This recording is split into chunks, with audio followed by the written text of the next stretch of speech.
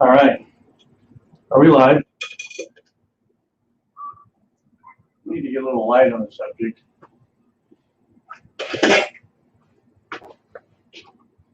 Let's see if this will do it. Just a little better. We got Andy 79Z28. He is first in the house. How you doing, buddy? Wow. You did make it just in time. I gotta adjust my screen here. Hang on.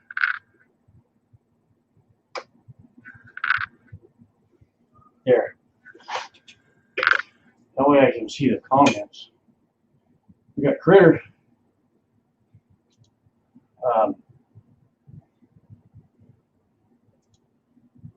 Oh, hang on, man. I can't see any comments.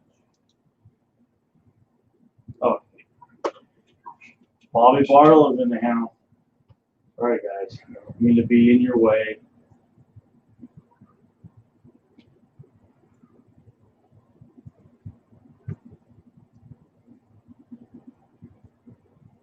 Well, that's my stupid laptop.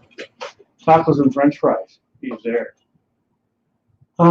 So, hang on. I gotta fix this, man. It's not working anymore. Carlos, L8 original. Good to see you, brother.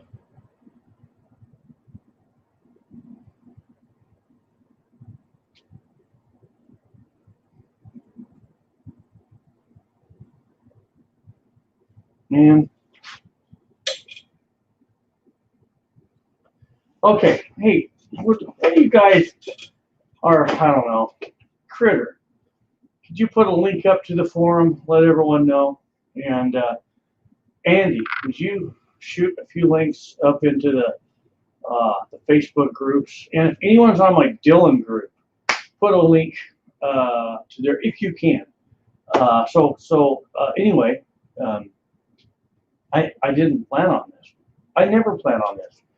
I have a little spare time, and I want to load. Andy's gonna, man, if Andy sees me drop these, he's gonna make me mail them to him. Right there. It's so awesome. 230 crane gold dot hollow points. Elster's rifles are loading. What's up, brother? So you guys gotta check this out. Is that a mean looking bullet or what? Or what? That is so nice. So I scored on a box. I thought, man, I'm gonna load these up, have fun. Andy says he doesn't load for these because I know I'm gonna drop them. But if I drop them, Elster will probably want them. So, oh, hang on. I owe everybody an apology. The God, Guns, and Trump. I really offended some snowflakes. I'm sorry. Let me reposition the camcorder so, you know, we haven't hurt any feelings out there. You know, we're really sorry. So, okay, let's just look down here at the components. Those are some nice components. Oh boy. Yeah. Hey, go get you some right there. Oil, solvent resistant, and naturally it would be. Right there. Right there. Get you some. Okay. So anyway, that was for our snowflake friends. We always want to take care of our snowflake friends. You gotta love it. So, before I start reloading, PCC Kitty's like, yeah, that's great. Perfect. Hey, we're just thinking of our snowflake friends. That's all we're doing. So, there's going to be a lot of people wondering, where have I been? What's Highboy up to? Well, just so everybody knows, just about a little over 2 or 3 weeks ago, Miss Highboy lost her job. And then because of COVID, because the economy and COVID is so bad, Miss Highboy lost her job. And then because of COVID, my job has lost so much that my position got dissolved. I was really blessed. I got moved into another position. I took a really big pay cut, but I have my benefits. I have my job. So I went out and I got a Saturday job because I am a survivor. That's what I do. So I work Monday through Friday on my regular job, and then Saturdays on my for my part-time job. So that's where I've been. So we're just climatizing to the new schedule as I get my schedule figured out, and as lawn mowing season ends, hey, you'll see more videos. But that's what's happening. But I you know what? I don't cry. I don't cry. You know, I don't sit there and boob about things. You know, I just say, you know what? I'm going to take what I have. I'm going to do the best with it, and that's that. And I want to say something. I want to say something. I want everybody to listen to this. So you're going to notice that I'm short one Dillon. I sold my Dillon 550. I didn't want to. I'm telling you, I did not want to sell my Dillon 550. And then, y'all don't know this, but I sold this 750. I sold it. It killed me. It killed me to sell it. But Miss Highboy losing her job, we knew it was going to happen. I sold the 750. I sold pretty much all of my caliber conversions, and then I sold some of my guns. And I didn't want to. I mean, it's not like I wake up saying, I'm going to sell my guns, okay? Well, but as luck has it, I sold enough of my guns that the guy that wanted to buy this was dragging his feet getting the money. I didn't have to sell it. So the good news is I didn't sell the 750, but I sold the 550 and I sold some guns. And well, why do I tell you this? These aren't my gods. If I have to sell something to, you know what, my marriage comes first. I look at stuff like this, like assets, so I don't cry about it. If, you know, I don't want to sell it, but if I do, I will. So, you know, a lot of times in this world, we can covet things. Some, you know, men got to do what men got to do, and you got to take care of your family. So, enough of that. Let's get to doing some loading. I'm going to go to the comments, and I'm going to call out names. I want everybody to, I want everyone, one off, you're so awesome. I want everyone to type,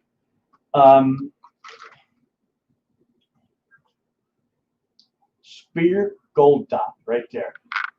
That's what I'm loading up for. I have not loaded a Speer gold dot for probably 10 years. Probably 10 years.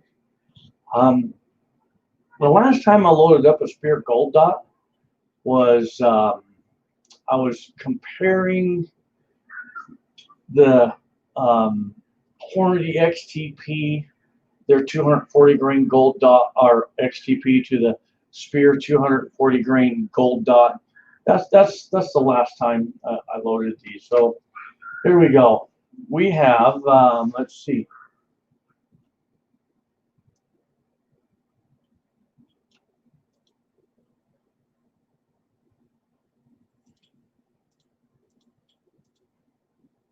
Elster's rifles, Elster's rifles and reloading. Everybody, Elster has a channel, super knowledgeable. He's a great guy, man of God. I love that guy. Michael D in the house. Tacos and French fries in the house.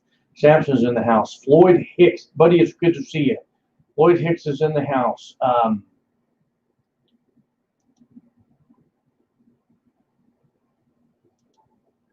Andy79Z28. Go check his channel out. Got an awesome channel. Lead Mining 44 is in the house. Bear Tactical, loads of bacon, and uh,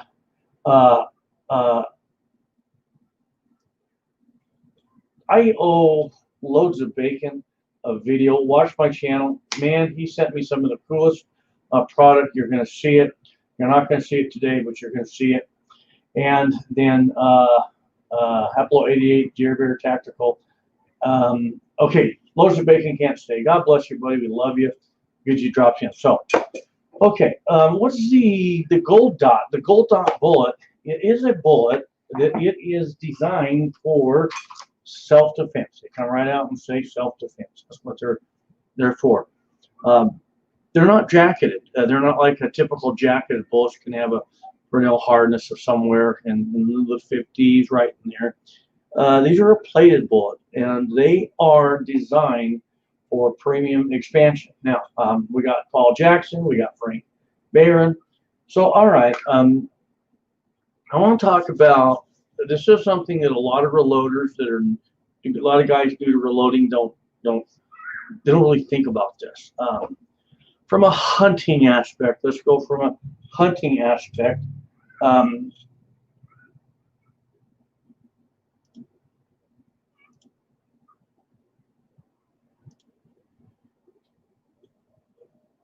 So, sorry, laptop was going to do its scan, so I delayed it. Okay, from a hunting aspect, when you do a brain shot or a heart shot, it's an immediate kill. Okay. Some guys will say, no, it's not. I hit a deer in the brain.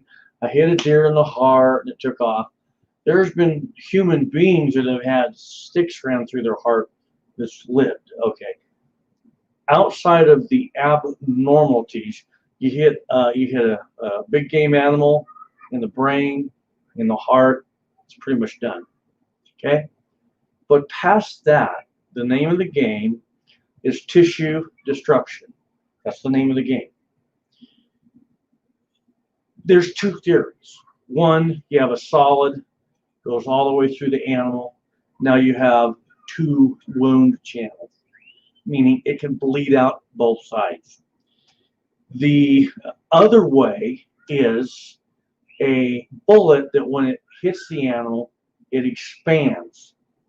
A lot of guys don't realize this, but as that bullet expands, it's still spinning. That's why the bow is so devastating. You hit somebody with a broad arrow standing in the emergency room.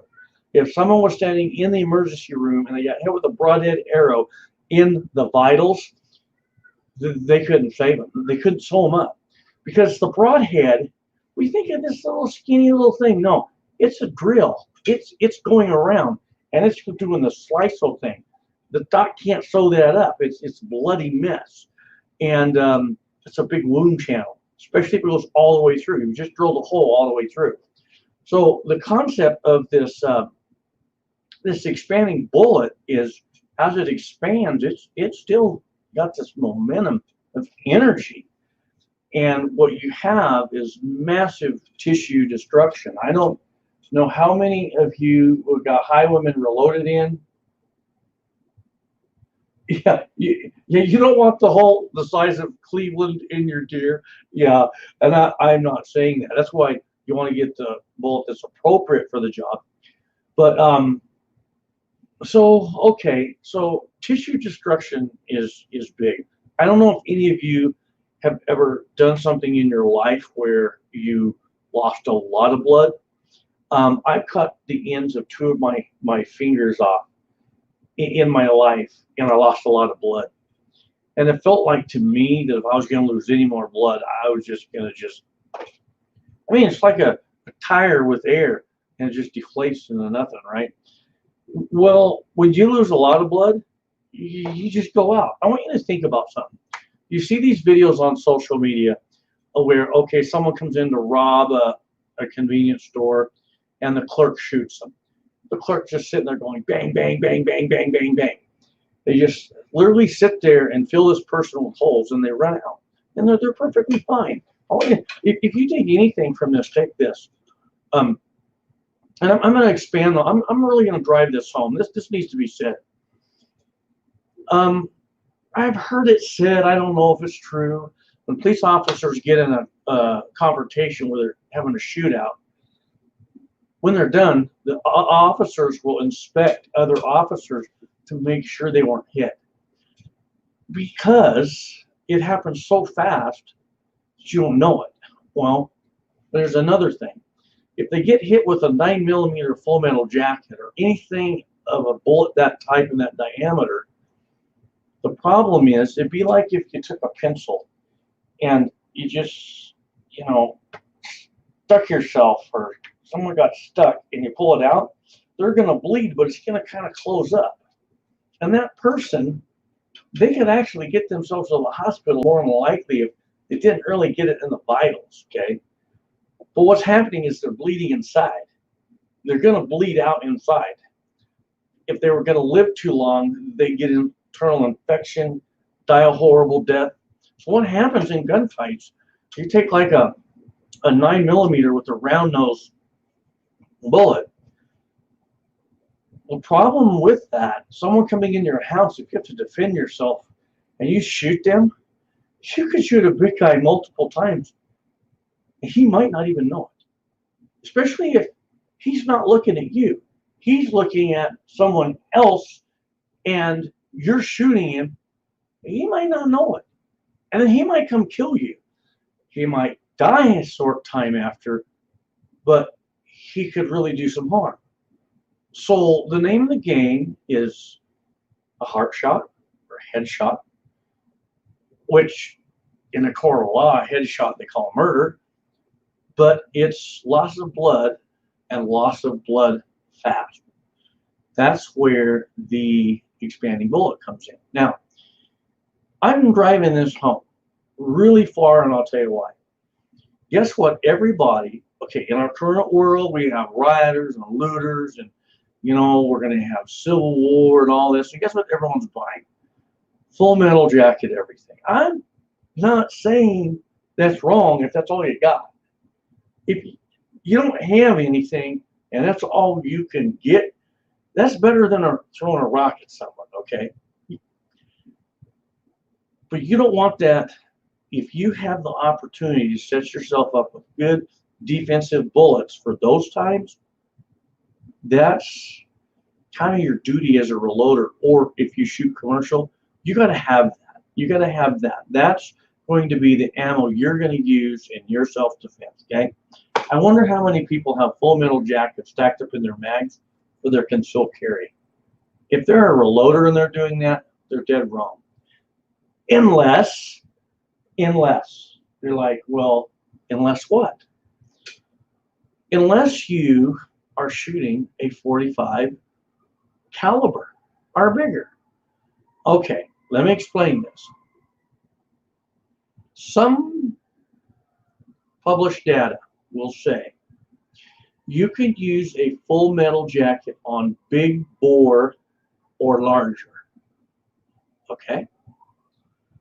Big bore starts out with your 40 cal and higher, a 41 Magnum. So therefore, a 40 cal, a 41 Magnum, anything larger than that, you can get away with a full metal jacket because it's a big enough hole that they're going to bleed out. That's what you want. But I have a friend who put in over 3 decades at one of the major bullet companies in the United States. He was really, really high up in that tech world, and we talked about it, and him and me agreed on one thing, that if you're going to use a full metal jacket, you shouldn't rely on anything under a 45 auto. When people ask me, do I prefer a 45 auto over a 9mm, and I say I prefer a 45 auto, they immediately think I'm insulting their 9. I'm not. I'm not. But the reason is if you're going to use a 9 for defense, you'd better have an expanding bullet. But if you have a 45, you could have an expanding bullet or a round nose. Henceforth, how the West was won. the big 45 caliber.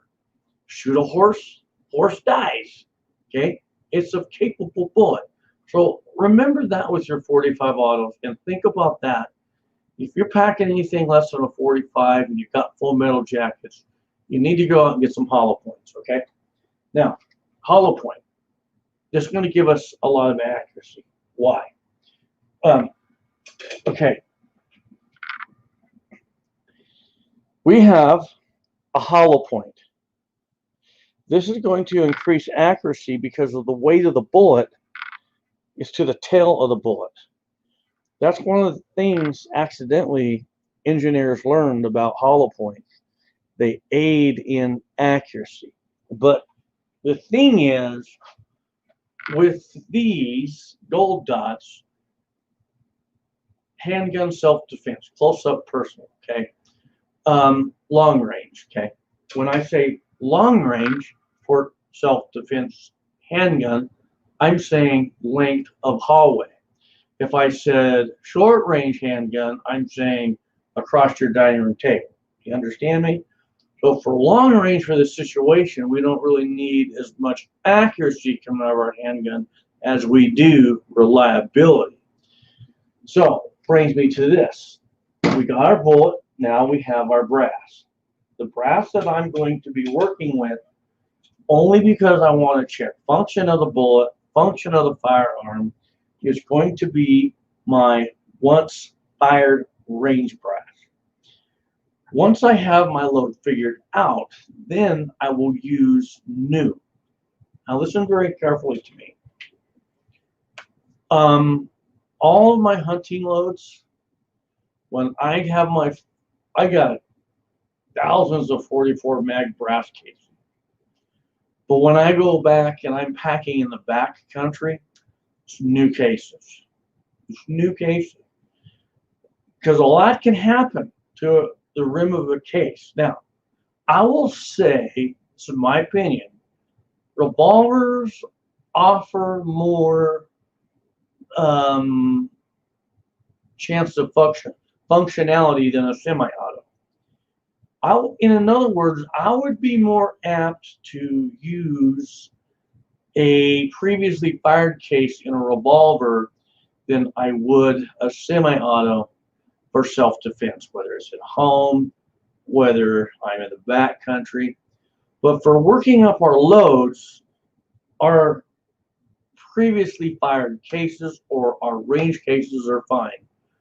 But once you get to the point where you have this bullet, this for defense, you're trusting your life on it, then you need to work with your new cases.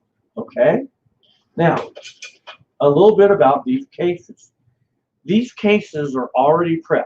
I don't know if I can't really see my screen too well.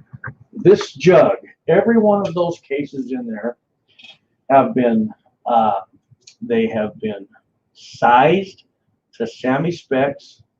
I've inspected every one of them. They've been cleaned in the wet tumbler. They've been dried for about 10 hours in my food dehydrator. These are ready to go. I have inspected most of those, so that's why now that I have my cases, I thoroughly inspect these, and I've already inspected these cases.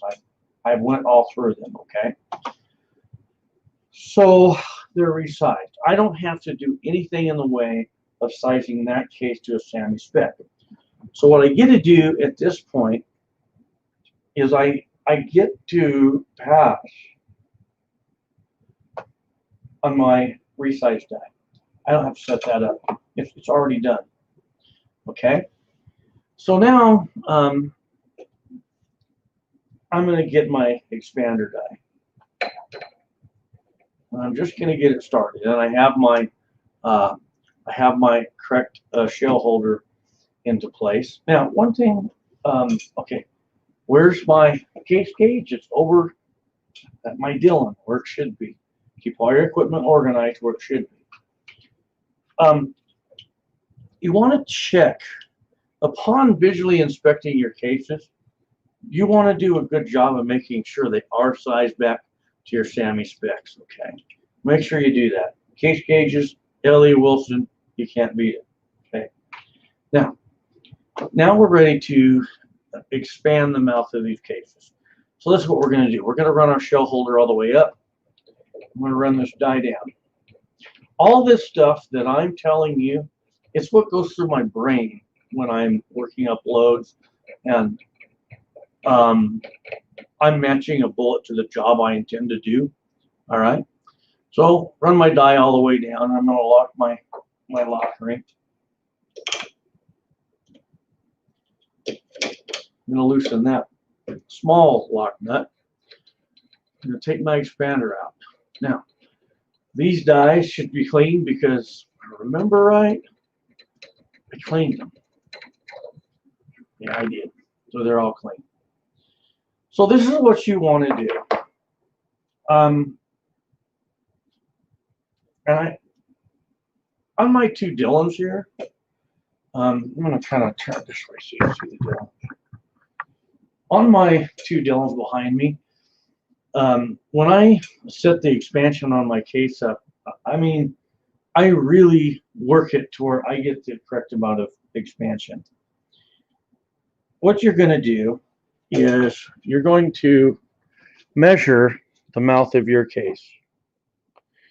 Okay, so just for our conversation's sake, the needle is at 0.467. So just remember 67.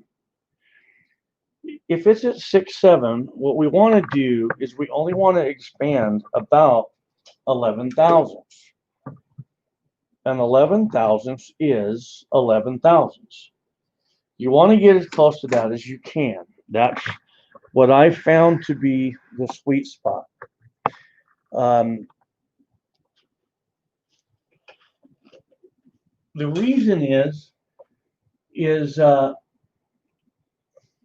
just looking at the, okay, you guys are having fun in the comments, so get my attention if anyone, Kurt or someone, if someone gets out of line, starts swearing, shoot me a text. I got my phone, and we'll kill them. So anyway, when you are expanding the, okay, these 45 auto cases, I could reload these 50 times. I can go so long that the head stamps will just wear flat. You won't even be able to read them. But if we expand the mouth too far each time, you'll never get there. You'll end up having splits on the mouth of the case. So we want to expand enough that we can seat the bullet without shaving. And these are plated. We do not want to shave our plated bullets, okay? If you shave a plated bullet, the plating is going to come off, and you're going to have keyholes, you're going to have inaccuracies, and you'll see it. You'll see that you're shaving that plating. You don't want to do that. So we want to expand at least 11 thousandths. If we go much more, then we are overworking the brass. We're cold working it. You're taking the life out of it. So brass is malleable. It's bent. Its design within itself is to be able to bend. But much more than 11 thousandths. Now you're working it cold. You're wearing it out. Okay.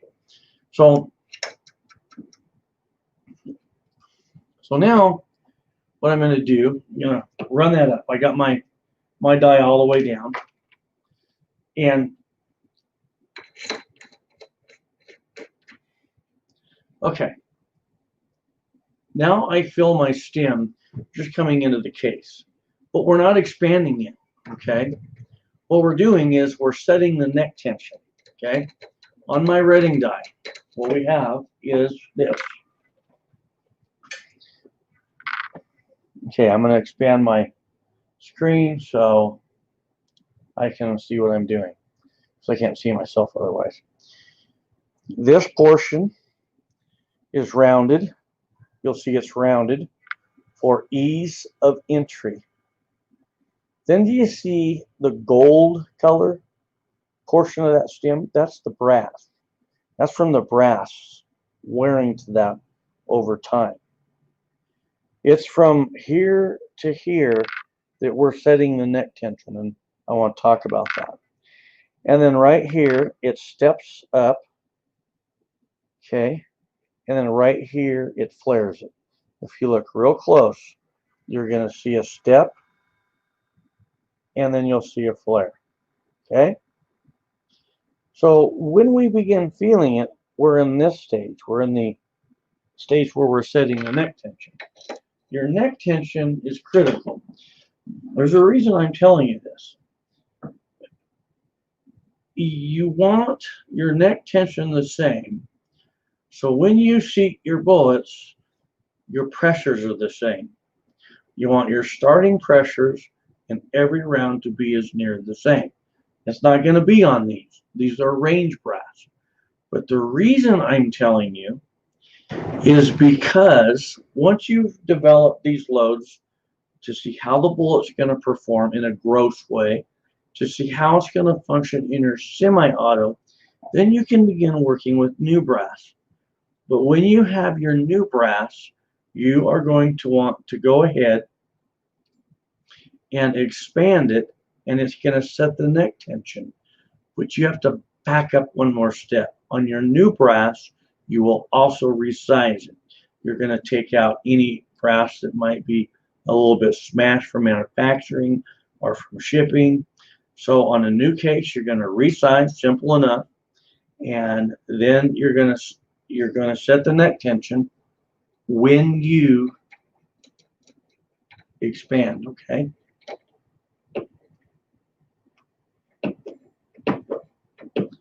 So what I'm doing is I'm walking the die down. There's going to be a point where we're going to start expanding, and I'm not there yet. But remember that reading that we had of 7.3, okay? We want it to expand somewhere around 84, 83, 84. Remember, we want to expand the mouth somewhere around 11 thousandths.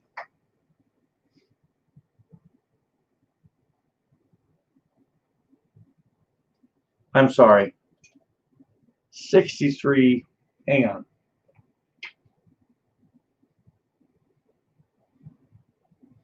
Yeah, I'm at 71. Can't believe you guys listen to me. Hang on. Okay, let me show you this. So this brass, it's somewhere around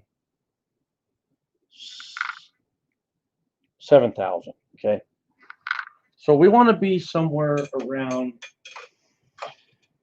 81, in that neighborhood, okay?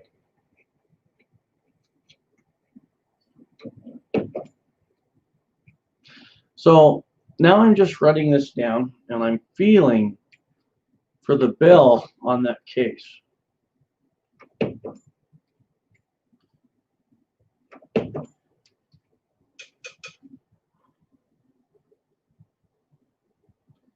Okay, I'm at 74.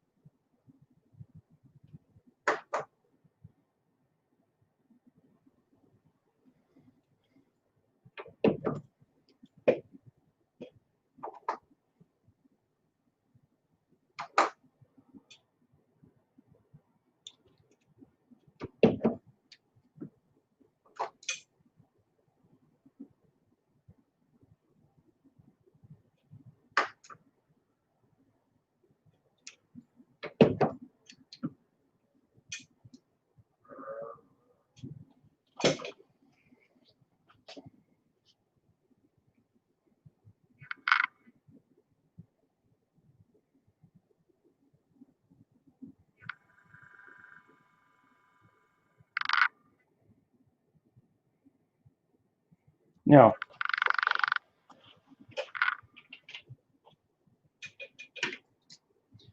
I'm about 2 thousandths over.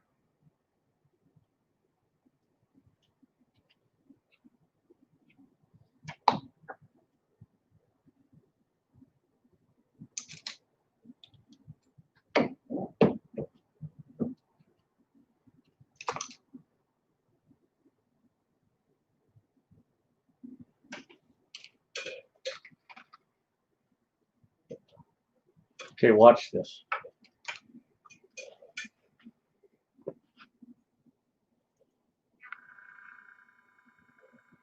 I'm like right there. It was at 70. It was right there. And I expanded it. Right about there. Okay.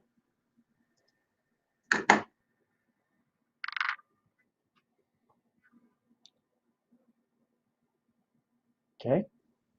Now, you notice that with E, I placed the case into there. And it's almost nearly lined with the case. That's because of the step that Reading expander stem has. Okay. So it's important that we do a good job of expanding the mouth of the case. I would say that well, everything with your dies is critical. But I would say that expanding the mouth of your case, getting it just as close as you can get it, for me, I'm really kind of picky about that.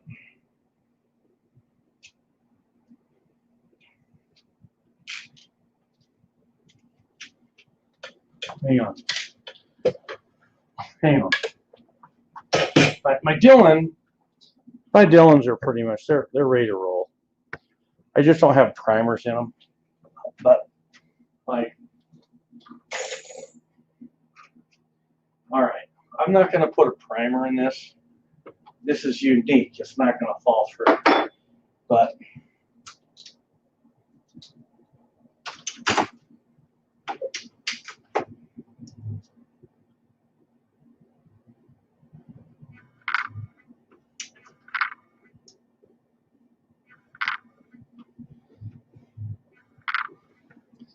let's see where I got my Dillon.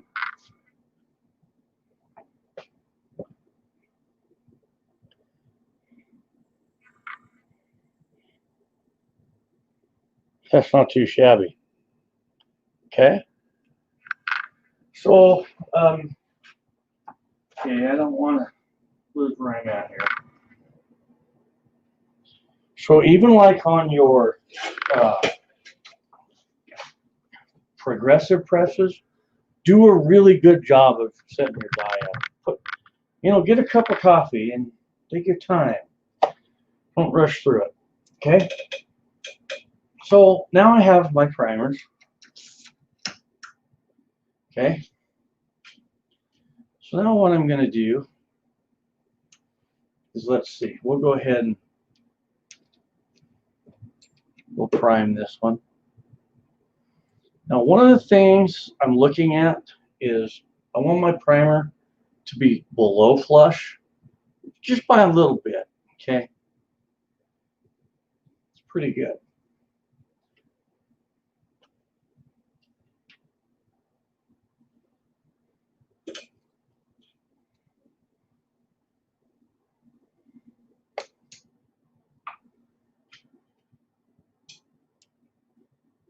So this one I already expanded the mouth of the case.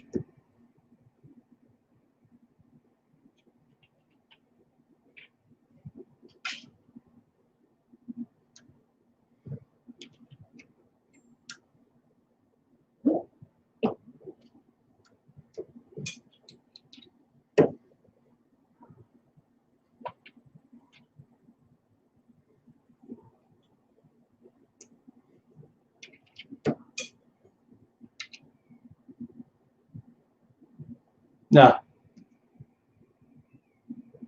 can't be. Small primer hole. That's okay. My eyes are so bad. So bad. I'm due for glasses. I'm like 9 months over on my glasses. Okay. When you hear a crunch, look at it. Okay. Well, pretty good. Okay.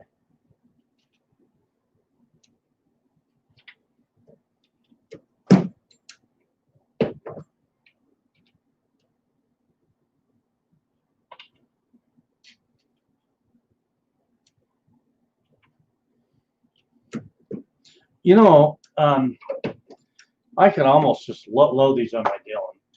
I'm going to be running just shy of 6 grains of unique. I run 6 grains of unique on my Dillon for my 45 auto. So all I would really have to do is drop my charge down 2/10, drop my seat stem from 1.265.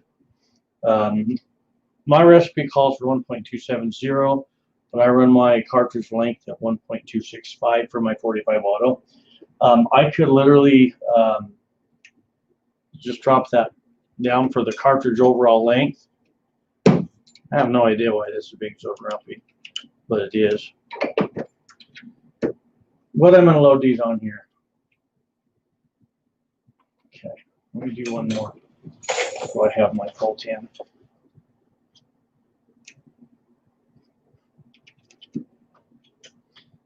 Don't tell me. I hate those small primers. I don't even save them.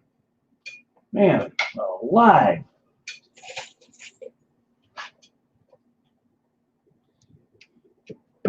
Oh well. Okay, so now I gotta tell you guys this. How do I avoid that with my Dillon? My eyes are so bad. When I load my 45 auto into my Dillon, I really watch. I mean, I watch the primer pocket. I double inspect them before I put them in. Every single one of those. Otherwise, you're going to get one with a small primer pocket. You're going to go to seat it. It's going to get in the way. But like some guys, you know, they say if you have a small primer pocket, you know, you're jeopardizing igniting the primer. I have never ever ignited a primer because I don't muscle it in there so hard that it's going to ignite it. So anyway, there we go. We got that done. Now I need to get my power measure set up for 5.8 grains of unique. All right. You know what I'm going to do? I'm going to help you guys out. We'll set this up here. How's that? Maybe I'll come over here like this. I think you'll be able to see.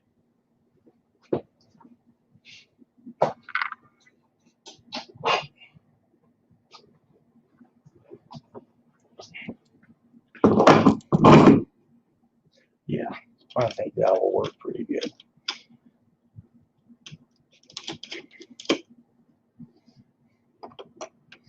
So I want 5.8 grains of unique.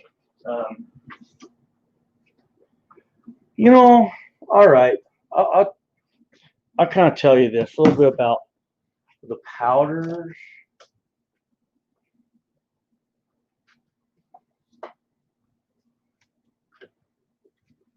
Here's the Speer manual. Their powders burn rate are inverse. In other words, normally you'd go slowest burning to quickest burning. Well, this is down here. I'm sorry. Normally it goes quickest to slowest. Now we're going slowest to quickest. So power pistol, and I have power pistol, but I don't really have enough power pistol to really load up as many as I want. Otherwise, I would definitely do that. HS7, man, HS7 behind this bullet is amazing. Look at your power pistol is 6.3. HS7 is 8.5. Then HS7 will fill that case really nice. Less powder migration. I really like HS7, but I don't have any. Unique. I've got so much unique. This is what I use for my 230 grain round nose. Now I'm going to point something out. On your slower burning powder, as an example, we go from 8.1 to 9.0. You have almost a full grain to work with. But the faster you go, I mean, you look at this, you only have 0.6 of a grain. Our unique, we only have 0.6 of a grain to work with. Okay, so when you're working with the faster powder, really pay attention to what your charge weight is and where you're at on your recipe. Okay, so all right,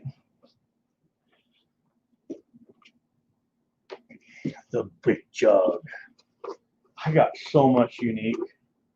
I love it. Unique is unique because you can hit unique in every way. People go, what do you mean? You look at how many handgun calibers you can use this for. And it's shotgun powder. It's also handgun.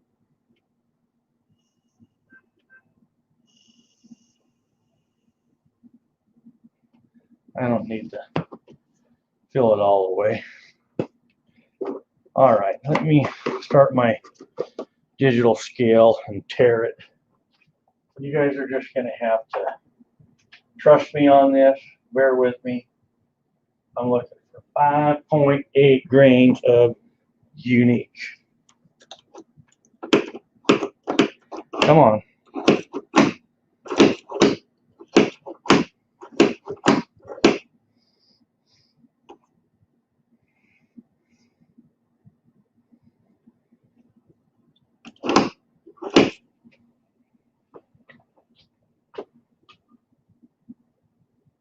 Okay. The reason it was dragging is my pistol rotor was too far down and it was dragging. Okay. And I'm just doing guesswork here.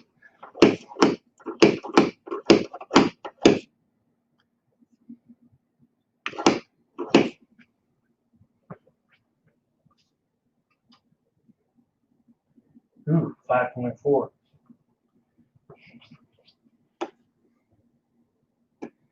I love this powder measure.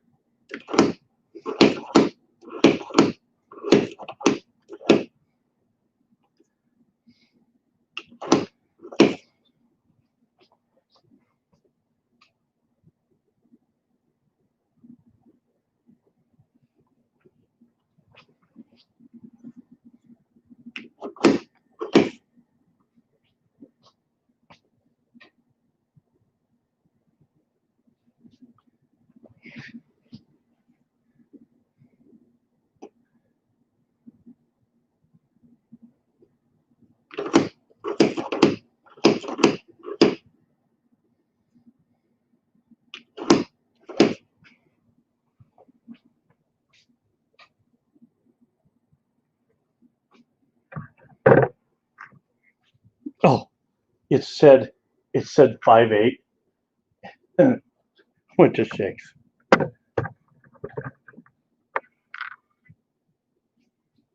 Okay, when you see that, before you adjust it, throw another charge or two.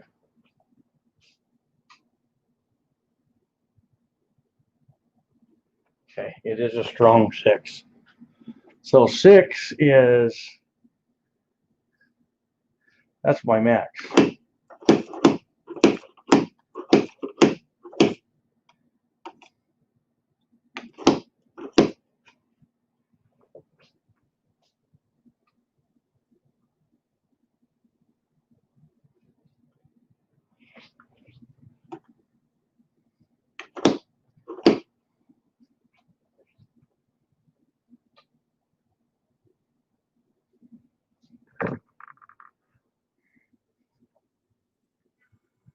Two in a row, 5.8. Okay. So now do a really good job. Do a really good job of really getting your powder dialed in. You know, just like we took time on the expander die to really only expand 11 thousandths over. Okay, so watch this. 5.9. I had 5.8, 5.8, 5.9. We'll take it. Okay.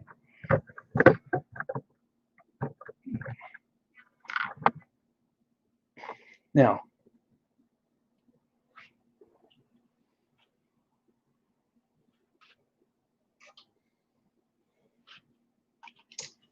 in my tray.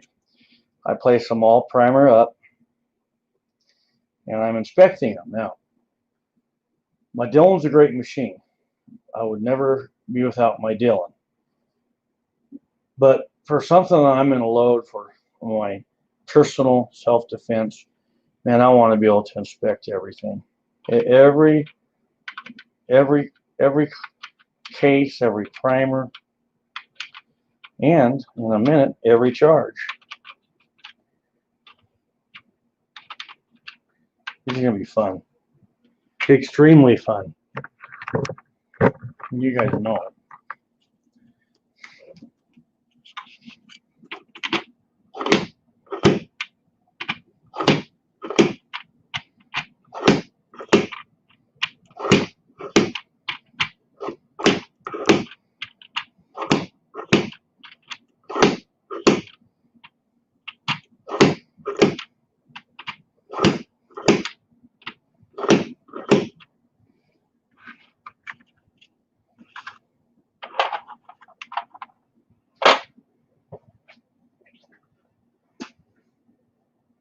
Hang on, I'm going to check all the comments here.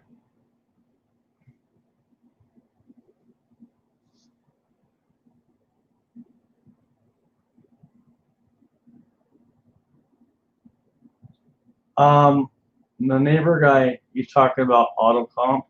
Yeah, I would really like to try auto comp.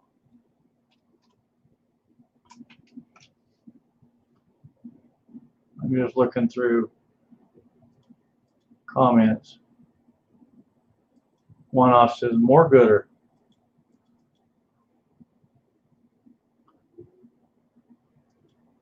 Michael D, the primer will pop if you're automated. Yeah, I bet it will. I bet it will surprise you too. Okay, so now I'm not ready to begin seating the bullet. Why?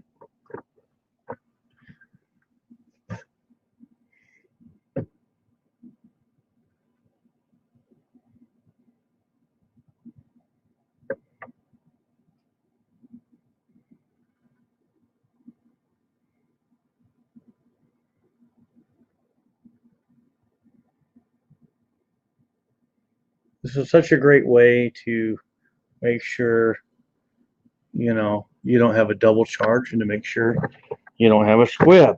So now we're ready to have President Trump hold the charged cases. Oh yeah.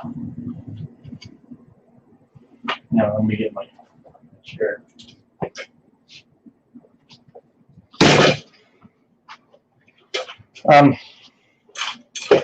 So now we're ready to seat the bullet. I want to talk about seating and crimping because we got so many new reloaders, and that question has been popping up so much. A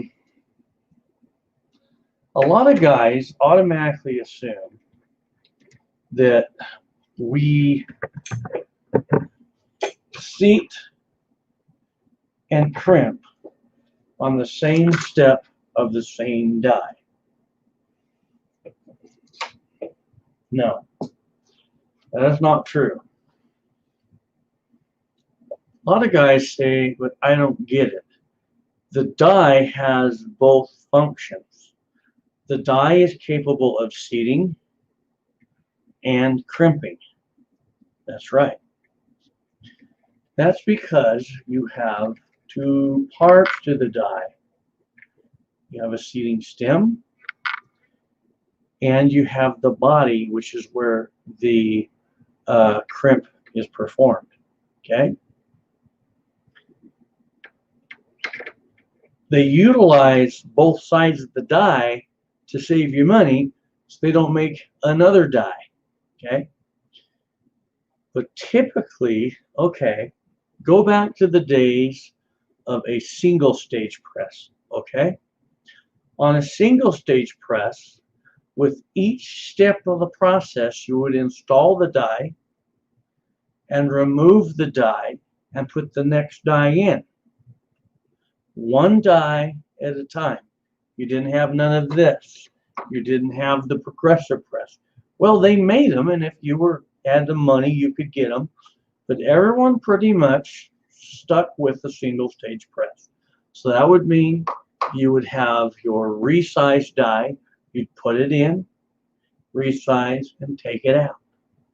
Then you would put your expander die in and take it out. Then you would put your seat die in and adjust it down and seat all the bullets. Then you would raise the seat stem up and lower the die body and do all of the crimp work. That is the proper way to do it. That doesn't mean you can't do both at once. You can. But here's the problem. When we take this die and we get it set up where we're seating and crimping at the same time, the problem is the crimp doesn't happen in faster than lightning. It doesn't happen 7 times faster than lightning. It happens over time in this die. And during that time, your bullet is still being seated. The problem is, even though the crimp doesn't happen over time, it's fast enough that it completes the crimp while the bullet's moving. So think about it. If you crimp the case into the bullet and the bullet still moves a little bit, it's going to buckle your case. That's why a lot of guys aren't getting their semi-autos to function. When they started out,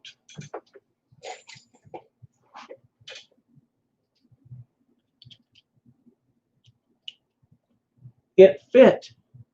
It fit the case gauge just fine. When they got done, it wouldn't fit in that case gauge. You either did one of two things.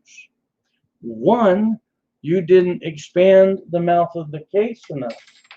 So when you went to seat the bullet in that case, the case wasn't quite expanded enough at the mouth, and you kind of turned your case into an accordion.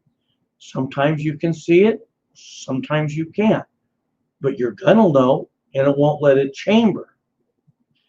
But let's say you did a good job of expanding the mouth, and you seated it just fine, but then it won't fit. If you are seating and crimping on the same step, more than likely it's biting you, and when you get done, it won't chamber. So this is what we do. We only set it up to seat. That's this tool. So let's do it this way. Run their shell holder all the way up. We're going to run this die body all the way down until we're making contact with that shell holder. Now, pick a point on the dies, turn it out about a turn and a half, and take a case that is not expanded yet, run it all the way up. Now watch. If I take this die right there, when I turn that die down, it's touching the mouth of that case. That's ready to crimp. We don't want that. So at this point, back it off about a quarter turn. Try not to do it much more. Once you're touching that case of the mouth of the case, turn it back, turn it off about a quarter. Now we are ready to seat our bullet. 1.200, but always double check. 1.200 is what I'm gonna seat my bullet to. Oop, I already got a, better move that.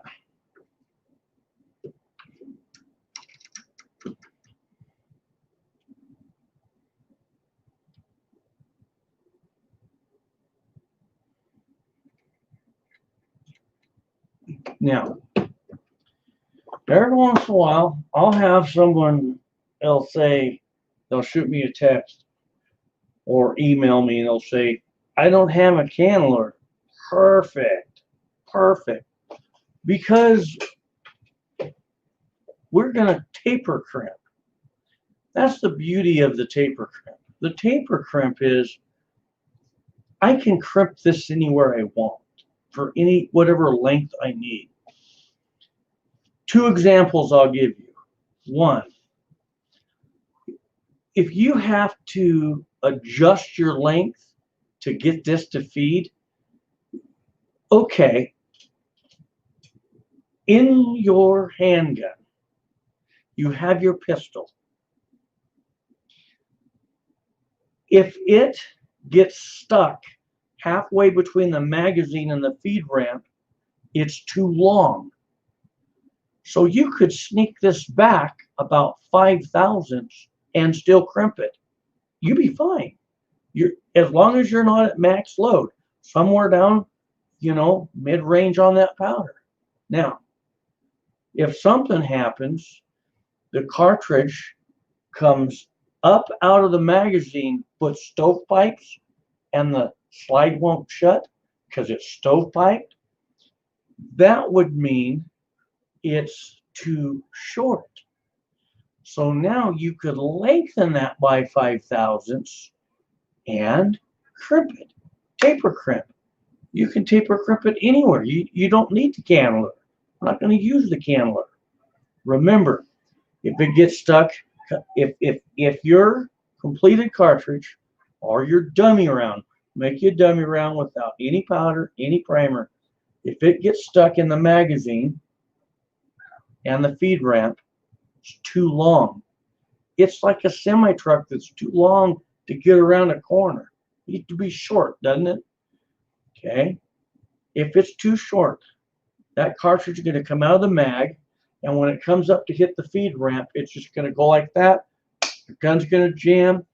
It's too short. You need to lengthen it. So we're talking 5 thousandths either way. So now, sometimes you can go as far as 10, but you want to make sure you are just mid-range on your powder charge. Okay. The second reason this is really nice on the taper crimp is because, like on my quick loads, I have a quick loads program that if anybody wants to get quick loads, if you get quick loads, you buy it and load it on your computer.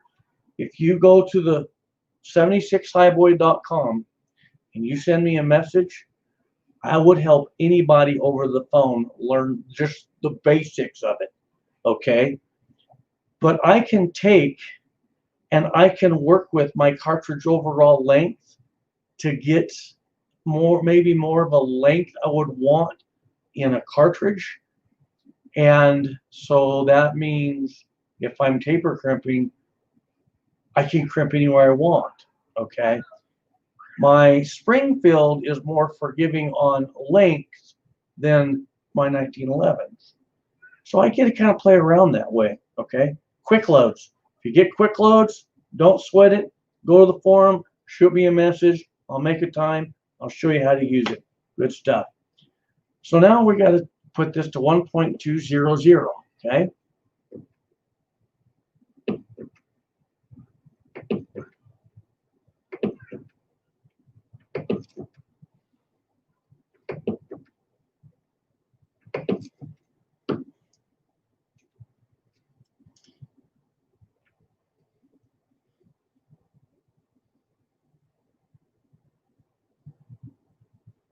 Twelve thousandths to go.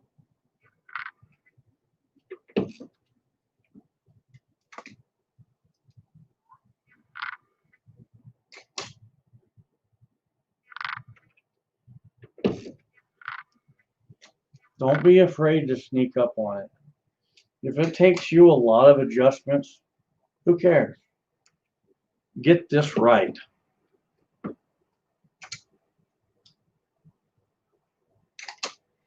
I have 3 thousandths to go.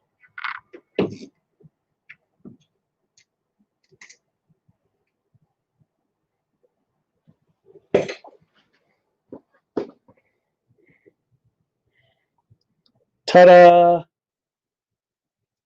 And I don't even know how to reload. That is so amazing. Okay, now, so if you don't have a dedicated crimp die, what you would do is you would seat all the cartridges you're going to load with this one die, okay? And then at that point, you would take this die and set it up to where you were crimping, okay? But I don't do it that way. We're going to go ahead and lock this down.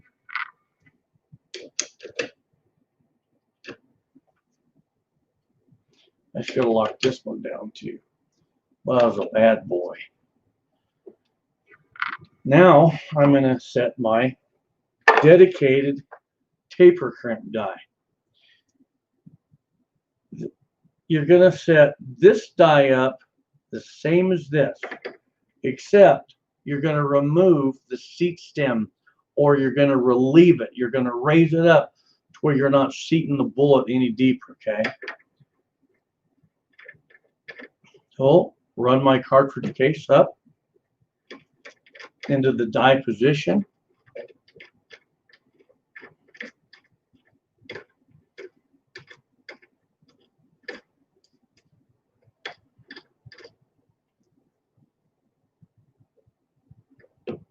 See how it's got wiggle?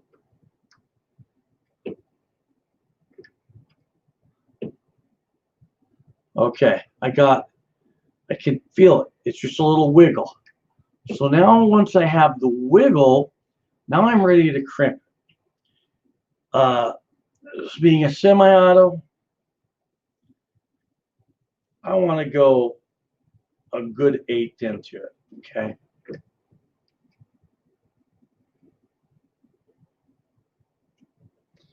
And I would say that's going to be just perfect.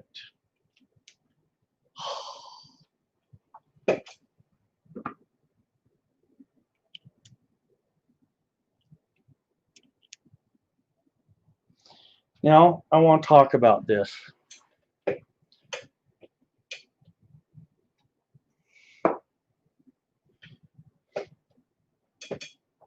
Oh, wait. Better finish my job.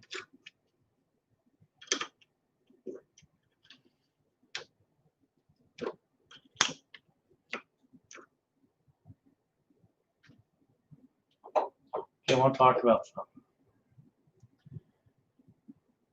There's a crowd of reloaders that they like to verify their cartridge by placing it into the chamber of their pistol. And I tell guys to do it this way. You're not wrong either way you do it, but there is a kiss of death doing that with the chamber. You say, well, what would that be? All right. This is always one of those feuds that goes on and on and on and on. But I'm going to explain it to you this way. All right. SAMI minimum chamber with max tolerances. SAMI max cartridge with minimum tolerances. And now I start rolling back. Like, what does that mean? All right. Let's back up. A SAMI minimum chamber with max tolerances. You can have a chamber built to such and such specs. It can't be any smaller than that, but you can be 10 thousandths larger. A SAMI max cartridge means your cartridge can be so big with min tolerances. So your cartridge can only be so big minus 10 thousandths. Why do we say that? Okay, let's pretend Walter is a gun manufacturer, and Andy manufactures the best ammunition in the world, okay? And then all of a sudden, Critter gets into the business of ammunition. And then we have, who else? Oh, the neighbor guy. He gets into the firearm business. Well, next thing we know, some of Critter's ammo won't fit in some of these firearms, and some of Andy's won't fit. And they're all over the place going, what's going on? So we make a rule. Here's the rule. For you guys making firearms, you're going to make it to a SAMI minimum chamber, meaning for that cartridge, it can only be so small, with the max tolerance. It can be 10 thousandths too big. For our ammo guys, their cartridges are going to be a SAMI max cartridge with min tolerances. You get it? Your chamber has a min with the max tolerance. Your cartridge has a max with a min. This means that not all of Walter's firearms and Critter's firearms are going to be the same, but they're going to be within the min to the max. Same over here with our ammunition manufacturers. They're not going to all be the same, but they're going to be at a max with a minimum. That means this ammo will always fit in all these rifles. You're saying, okay, that makes sense, but where are you going with this? Well, this is where I'm going. Just because you take a completed round and put it into your chamber does not mean it's to a SAMI spec. You say, well, it runs in my pistol. Perfect. You're good. You're good. Guys check them in their chambers all the time. But I have 8 1911s. Just because this fits in one 1911 does not mean it's going to fit in the next. As a matter of fact, you could chamber check your ammo in your chamber, but then if someone else shot it in theirs, might not fit. Remember, the chambers were at a minimum with a maximum. You could be putting your completed round into your chamber, which is a little larger than the next guy's. That means yours won't fit in his. So that's where the case gauge comes in. This is the tightest case scenario. If it fits in this, this is the minimum chamber. If that baby fits in this, it'll fit in all of them.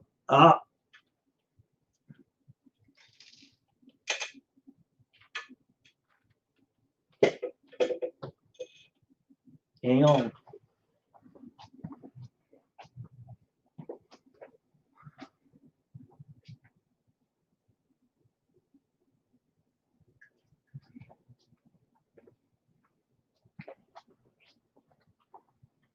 Okay.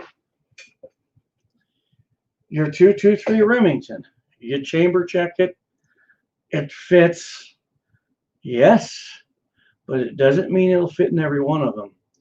Because the chamber in my Bushmaster is 8 thousandths above a SAMI. My wife's chamber is 3 thousandths. So if I fit it into my chamber, that doesn't mean it's going to fit in hers. But if I take this and it will fit in this, then it will fit in all of them. Now, this is what your factory ammo is. Actually, a lot of factory ammo is about 1 to 2 thousandths below a SAMI. Some will be right up there. Sometimes you'll see one a thousandths over. It's just brass is different. But for the most part, from the factory ammo I've looked at for 06 and 223, they're about, say, 1 to 2 thousandths below a SAMI. But that brings us to something. If factory ammo is just slightly below a SAMI, you'll hear some guys say, I bought a new rifle, my factory ammo won't chamber. Well, let's say you're reloading and you're sizing back to a SAMI min. If it won't chamber, you might have to send that back to the manufacturer, okay? Because that could be, well, they went a little further back than that minimum. A little too small, a little too tight on the chamber. So just process that, okay? So now we have fit. Now, I want to tell everybody something, especially the new reloaders, okay? I'm going to tell you why I love this. It's because I can sit here and I can make my dummy cartridges without primer or powder, and I can function check them in my semi-autos before I ever make the real thing. So that means for a new reloader,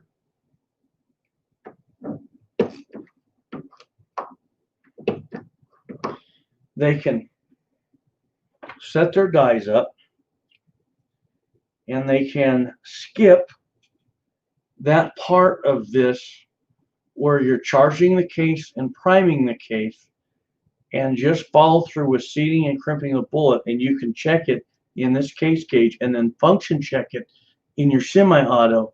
Once you know you have it right, your dies are still set up, so now they're where they were, you're off and running, okay?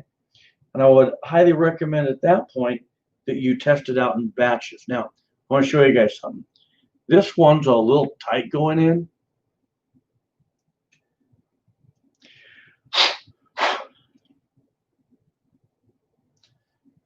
Blow it out. If it's still a little tight, that's okay. They're range cases. If you can push that all the way in with your finger, your slides are going to slam that in, no problem. Okay? All right, now I'm just going to finish these up. Give me a minute.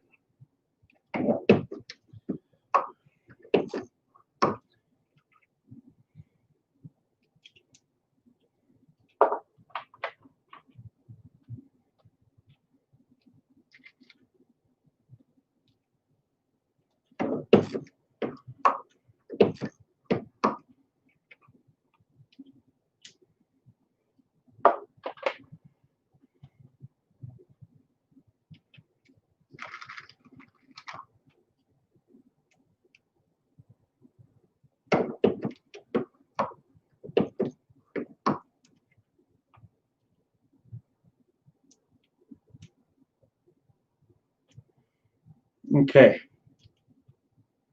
That bad boy just don't want to go. That's okay.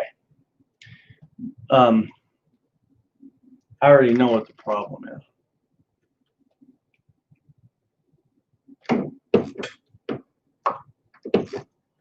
I'll tell you what it is in a second.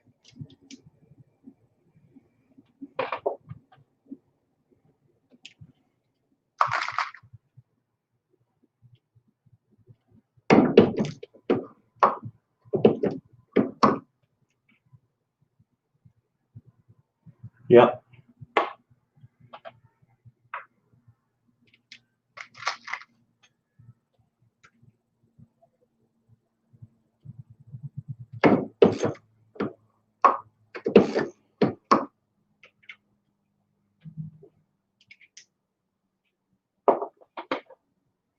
I'll show you what the problem is. Hang on.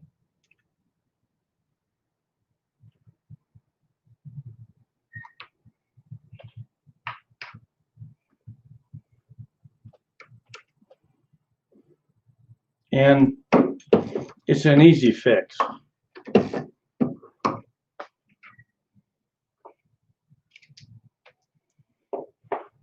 All right. Lesson learned.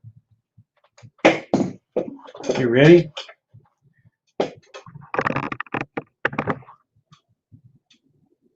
Hang on.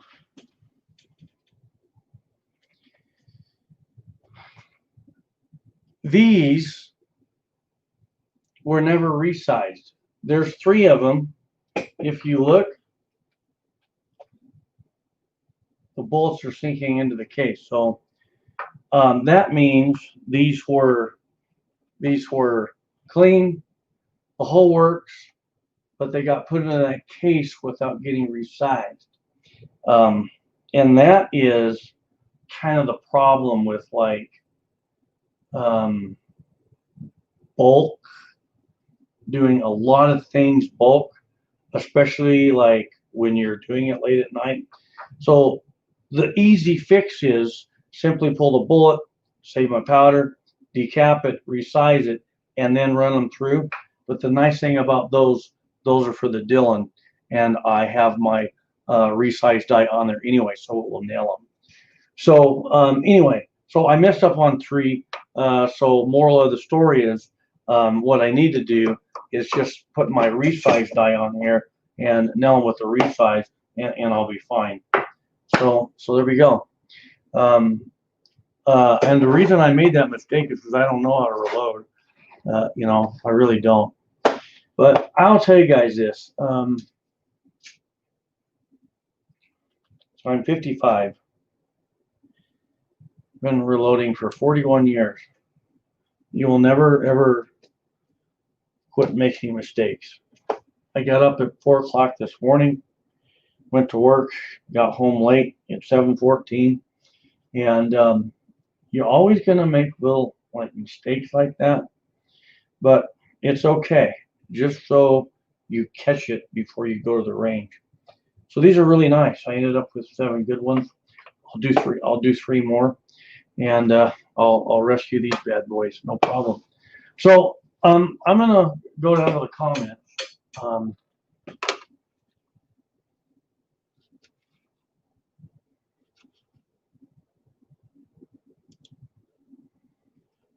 My mouse isn't working.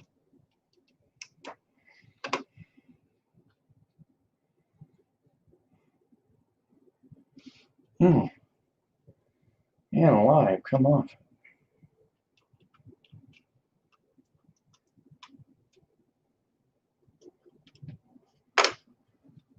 There we are.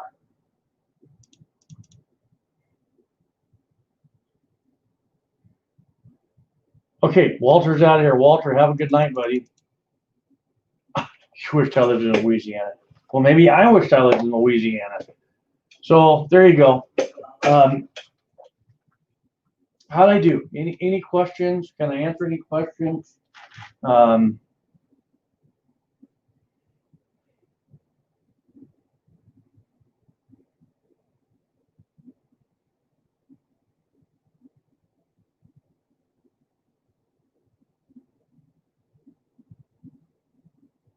These are the gold dots are fantastic bullets. The Hornady XTPs are jacketed. They're harder.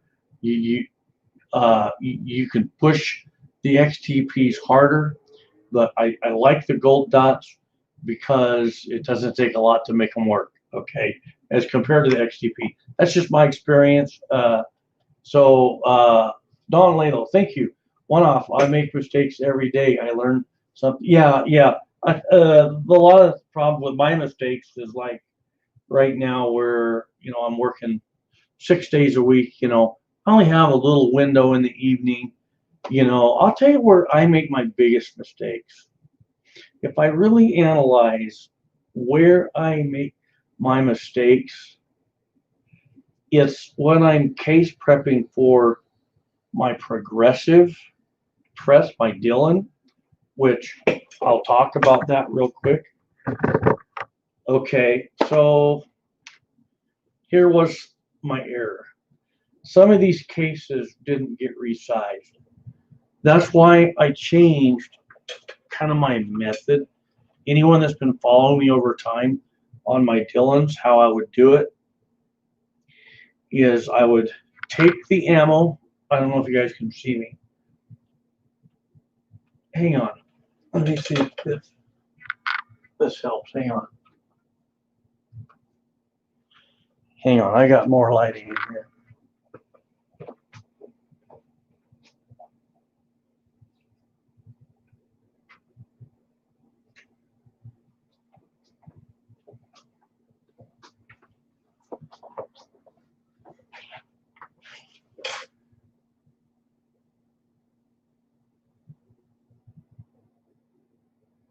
Okay, so we've got a guy saying, what happened to the Facebook group? Which Facebook group are you asking about? And then I'll try and answer it. On my progressives, what I used to do is I'd load my ammo up, I'd go to the range and I'd shoot it and I'd collect it all up. Then I would come back and I would process it, I would wet tumble it, I would dry it, and there was so much going on with getting all that through there that I found this kind of problem where some of the cases weren't getting sized. I just was working with so many cases, right? So now what I do with my Dillons is I go to the range and I shoot. I come back, I take all those cases, and there's a gold liner to this, guys. I try to catch all my cases on a tarp. I take those cases, all of those cases, I bring them back, I dry tumble them. While they're dry tumbling, I spray my lube, just a little bit of lube on them, and I let them tumble for 45 minutes. That's it. And I literally walk over. Okay, I want you to think about this. You go to the range and you shoot. You collect your cases and you go home and you throw them in the tumbler, get them going, and you spray it with your lube. While you're doing that, you walk over, you clean your guns, you put your guns up, you put your gun cases away, you get all organized, go in the house, maybe have a little sandwich, and wash your hands before the wash your hands come back out. Your cases have been cleaning for 45 minutes with that lube, and then I put them in the case separator and I turn them and I throw them right back up into there, and I load my next batch for my next shoot. And what happens is, because I collected all those that were on the tarp, those all came out of my handguns. I know they're all large primers. With my 9mm, they don't have that funky, some of them 9mm, what do they call them? Got the extra thick wall on the inside, so it's a powder savings for the company. I hate those. Well, when I collect all of my own 9mm on my tarp, those are mine. I know they're mine. I come right back, dry tumble them while I'm cleaning my guns, get done, separate it, throw them right back in, and I can sit here and pull the handle. I'm done. I didn't have to sit there and add all the extra steps and mess with the water, mess with the stainless steel pins. I didn't have to separate the stainless steel pins. Then I didn't have to dry for 8 hours. If it's winter, you got to run them for 12 hours. Summertime, you might have to go 7 or 8 hours, right? So by dry tumbling and going right back into that case feeder, all my cases stay in the same lot. It's a lot easier, and I've found by doing that I have eliminated these problems. So note to self, dummy, always resize your dies when you're here. Don't assume they were resized, okay? So there you go. Stephen Warner, What happened to the Facebook group? I got all my groups. I don't know how many we have on. How many do we have on?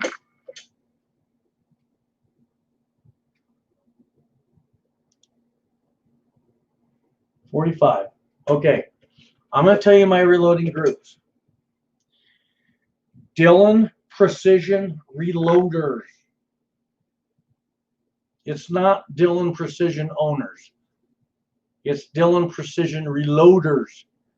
But the owner one is good too. Go over there. He's a personal friend. So Dillon Precision Reloaders. Then I have Redding Reloaders. Then I have 76 Highboy guns, ammo, and bullet casting. So go check those out. I also have Battle Room Bible Study and 76 Highboy Chat. 76 Highboy Chat is where you can talk about politics and anything you want, okay? Now, I got some giveaways coming up. Oh, yeah. I got some really cool giveaways.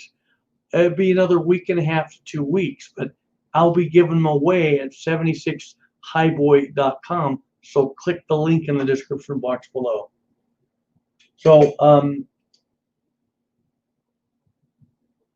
I don't know what Stephen Wanner was asking about what happened to the Facebook group. Thanks, Chris Shoemake. You're awesome, brother. I remember when Chris Shoemake started following along. Yeah, you've been on for like 6 years. And Don Lalo, thank you. One-off doesn't make mistakes. No way.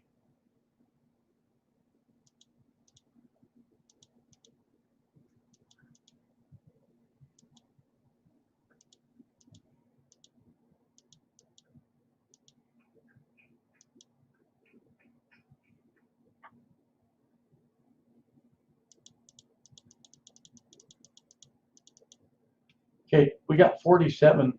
Any questions out there?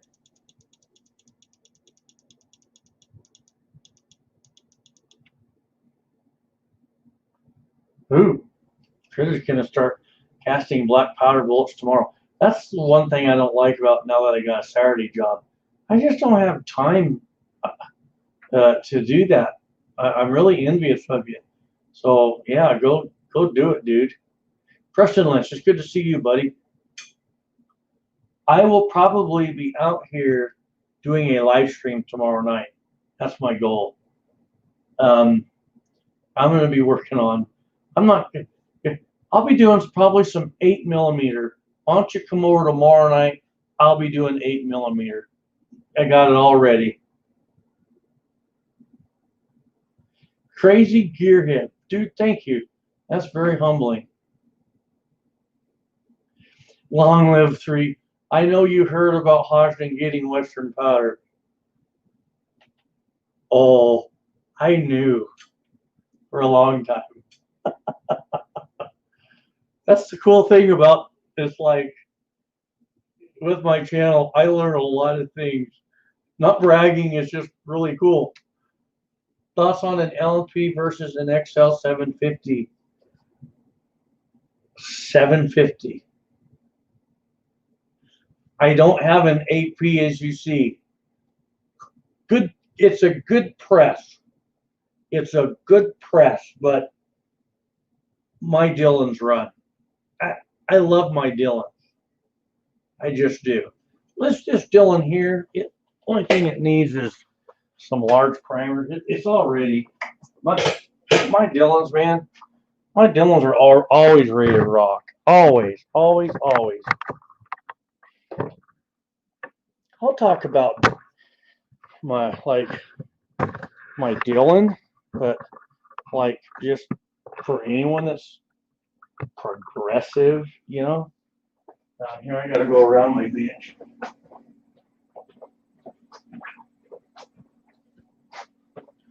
So like these 3 Dillons, I have them set up caliber specific. This one's my 9. This one's my 45.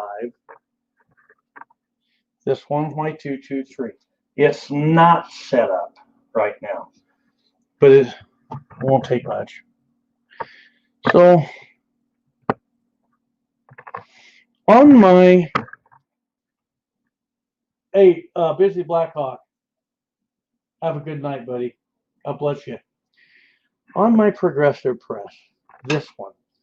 So I have this set up for 45 auto.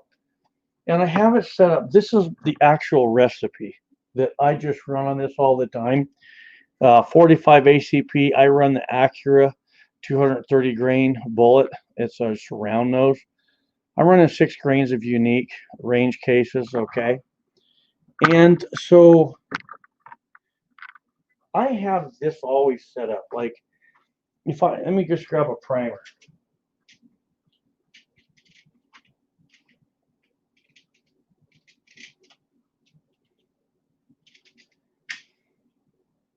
Okay, so I'll stick a case in here.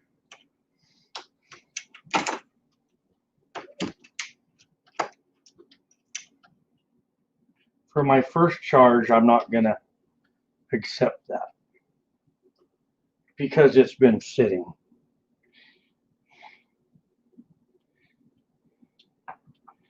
Hang on. Tired, been a long day. All right, so I'm going to take a primer. I'm going to stick it into there like that. So take my case, stick it in there.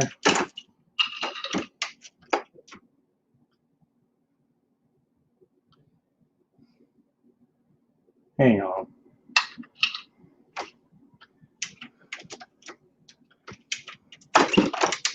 There we go.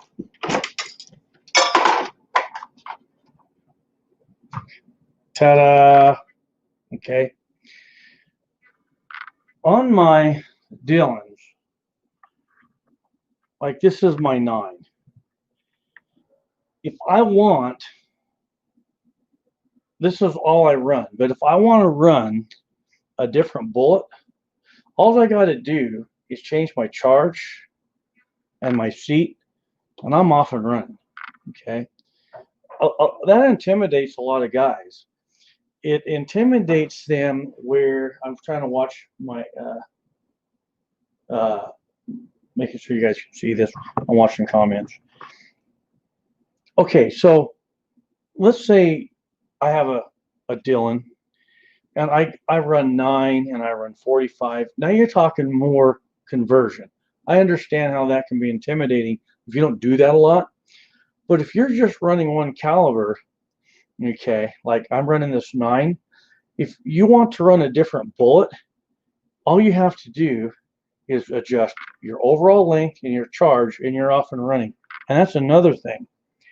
A lot of guys think that, like, okay, these are 124 grain round nose bullets by Acura. But if I go with another 124 grain round nose bullet from another company, guess what you have to do?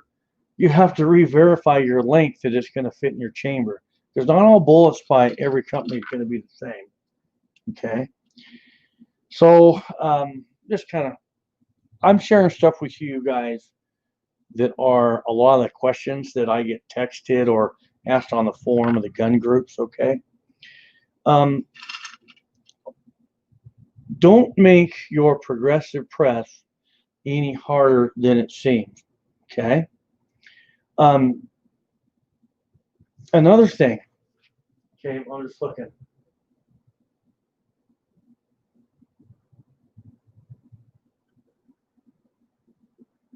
Okay, good night, one up. Yeah, hey, try and get a hold of me, but make it later on Saturday because I work Saturdays now. It's good to see you. Okay, I'm going to stop it there because I'm probably doing a lot of rambling, and I think we got guys checking out. We went from 49 to 39, so.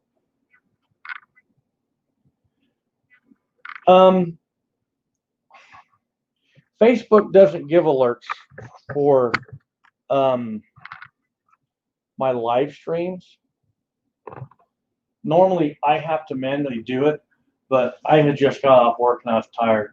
And it usually takes about 5 minutes to do that. Okay, do you leave powder in the hopper? For right now, I do. I really like Unique for this. Unique doesn't absorb moisture like other powder. So the reason these are set up is right now I'm working so many hours that I just have a small amount of time to reload, so they're set up ready to go. So all I have to do is come out and fill my primer tubes with powder or with primer. I get those set up on the bench, fill my cases and my powder and my bullets are ready, and I literally fill my primers and I start pulling and going. But once I get everything loaded the way I want, then I'll empty this powder out. Be very careful. Okay, listen very carefully to me. This Unique is one of the only powders I would do this with. I have taken other powders, I'm not going to say their names, but they're very fine powders. They go bad real fast.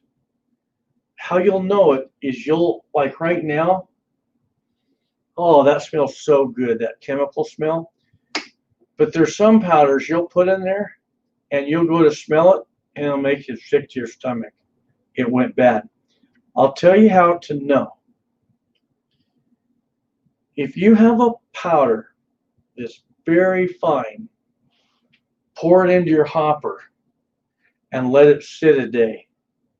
And when you go to empty it, it'll break off in chunks and it'll regranulize as it flows, but it'll start chunking in there. That is because it's absorbing moisture, and that moisture will make it go rancid really quick. That's why I love Unique. This for my 9s I run 5 grain. For my 45 I run 6. It's just how I run it, right? And I'm sorry, 4.5 grains. I was running 5 grains of Unique and I dropped it a half. And the reason I dropped it a half is it was slinging, making a mess on my machine. But I don't look for accuracy. This is just trigger time. It's just high volume stuff. So the other thing I thought, well, if I save myself a half a grain of powder each trigger pull, I get more powder out of it. But Unique, if you can get a hold of Unique, if you can find some, if you could, get 2 8-pound jugs of that stuff. It's the best powder you'll ever run in your progressive press, in my opinion, for your handgun, okay? Hey, Idaho Rogers, United States Marine Corps, what's up, buddy? We're just talking. You know what? I don't really do the Mr. Bullet feeder. I don't want to automate it anymore because I don't enjoy it as much. That's why I do a lot of loading on these. I've been doing this for 45 years and I just kind of like this. You know, my polymer guns are okay, but I really like my steel guns. My progressive presses have a place, but I really like as much hands-on as I can get. We got Edward Petty in the house. How you doing there, brother?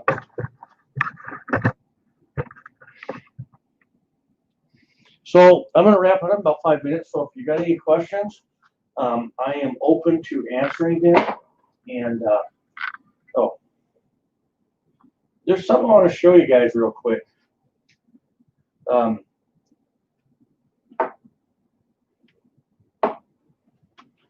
on.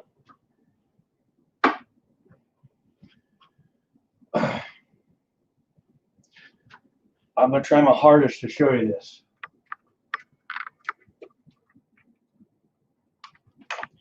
Go to Harbor Freight and buy their 3-piece. Good night, Preston. Good to see you, my friend. by the 3-piece brass punch set. Okay.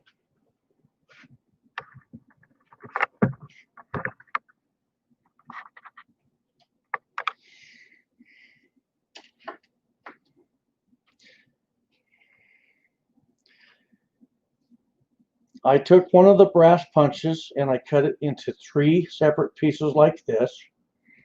And then you can grind it down really super easy because it's brass. And right here on my Dillons, I don't know if you guys can, hang on. Let me adjust my computer screen here. I can't see.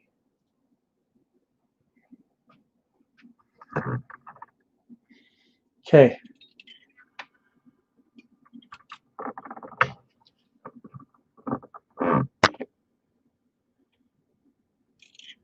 That's what feeds the case.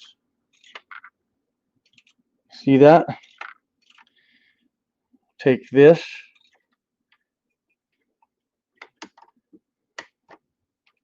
Locks it open. I used to stick a cartridge case in there, but these are all different based on what caliber you're running. So I just ground this. Sorry, I'm starting to lose you. I just ground this brass piece for the 9mm. Look at my 45. Hang on. See my 45 in that tube? The reason I was able to pull the handle is I put this brass piece in between the arm and the body of the machine. And I even have one for my 223, but I don't know where it's at. I gotta find it. Oh, here it is. But anyway, so you guys got the Dillons. That's a really good way to lock that arm out so your cases don't keep feeding.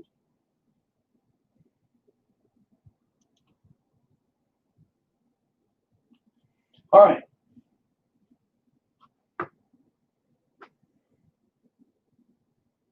When do you use your single stage press instead of your turret press? Okay. I'll tell you when I would use my single stage. This turret press, if I could only have one press, this is what it would be. Because it offers a lot of precision, extreme precision, but high output, high enough for handgun. But this has a minor drawback. This leg back here, it's what stops this head from flexing so far back.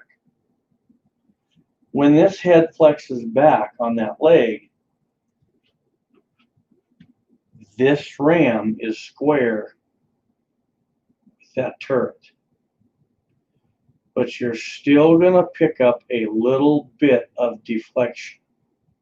That's where the single stage comes in. In my opinion, based off what I know, the O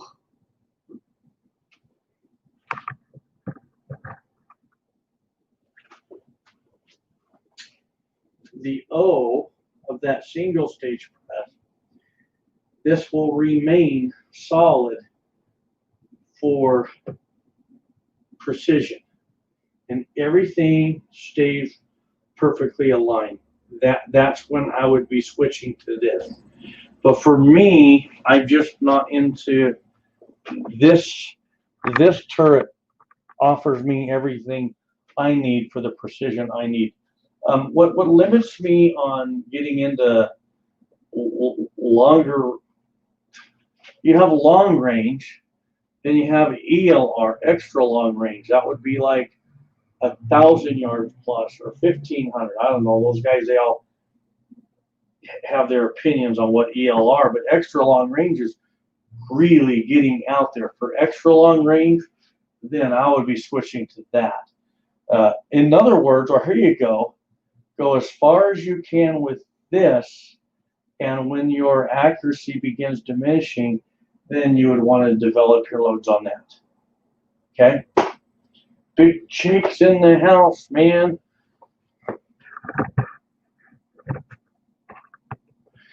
Big Jake, I was just thinking about you the other day, wondering how you're doing.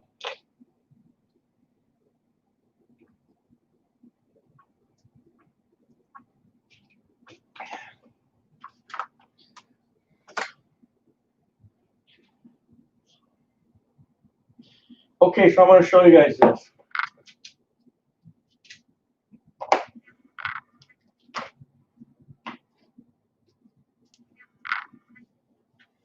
No, I don't know anybody at TechMat, but this is by TechMat. Oil resistant, solvent resistant. It's actually just like a extra big mouse pad. Is that awesome or what? By TechMat, man.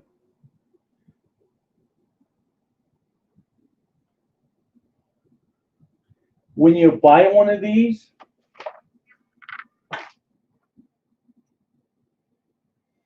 there you go. You get a cloth for wiping your firearms down. Don't worry about your Glock. Use that on your Model 29. That's Smith, okay? There you go. All right, we got 39 on. Okay, Curtis Long. For the shooting he does, I don't need more accuracy than the T7 will deliver. That's exactly where I'm at. And it's good to see you, brother. Good to see you. So I'm going to call some names out pretty quick. Tomorrow night, I'm going to come out here and I'm going to load me up some 8mm. I'm just going to turn it on. I don't know how it's going to turn out. We'll load up some 8mm and just have a good reloading session. So I hope to see you. So I want everybody to type, once again, gold dot.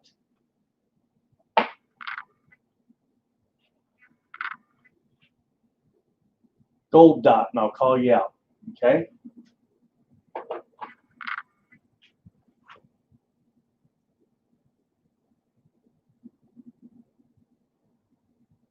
That was very well put, Curtis.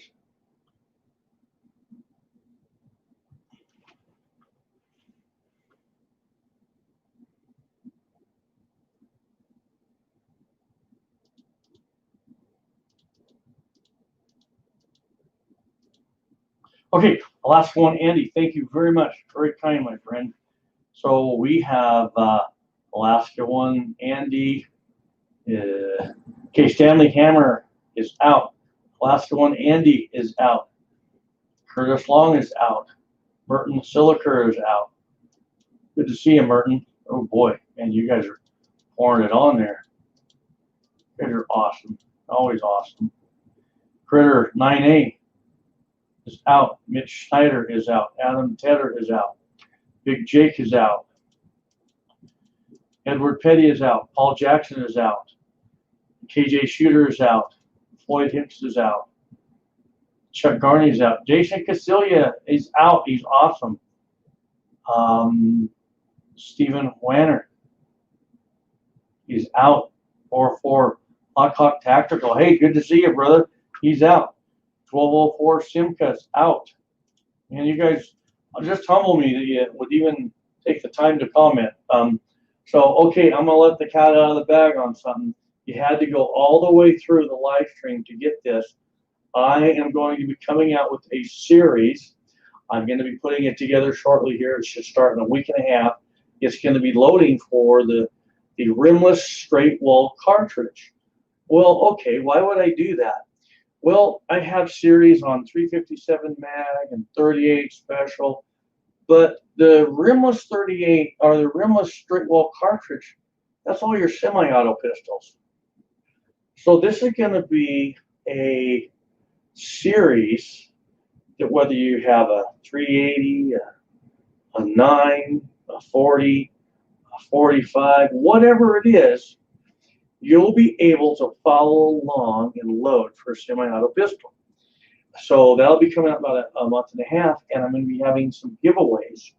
To get on the giveaways, you got to go to 76highboy.com and join if you already haven't. And once we have the giveaways, you'll have to have like a comment a week. You know, you just can't be a sleeper. But I have some really good giveaways coming up, and it'll be a really good time. So, Blackhawk, you too, brother. I appreciate the response back there. Okay, here we are.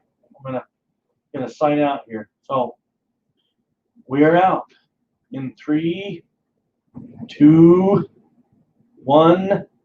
God bless, and we'll see you guys on the next.